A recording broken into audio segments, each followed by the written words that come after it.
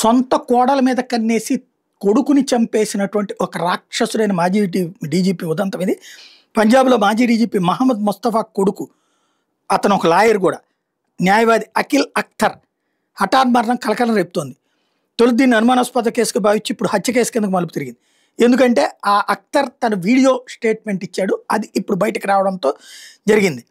ఏంటంటే తన భార్యతో తండ్రికి సన్నిహిత సంబంధం ఉందంటూ మరణానికి ముందు అఖిల్ సంచలన ఆరోపణలు చేశాడు. ఆ వీడియో తాజాగా బయటకు వచ్చింది. మాజీ డీజీపీ ముస్తఫాతో పాటు ఆయన భార్య అయిన పంజాబ్ మాజీ మంత్రి కాంగ్రెస్ నాయకులు రజియా సుల్తానా మీద హత్య కేసు నమోదు చేశారు. అఖిల్ భార్య సోదరి పేర్లను కూడా ఎఫ్ఐఆర్లో చేర్చినట్టు హర్యానా పోలీసులు చెప్పారు. అక్టోబర్ 16న పంచకులలో తన ఇంట్లో విగతజీవిగా అఖిల్ కనిపించాడు. పోలీసులు సమాచారం ఇచ్చిన కుటుంబ సభ్యులు తాము తలుపు తెరిచేటప్పటికే చనిపోయినట్టు చెప్పారు.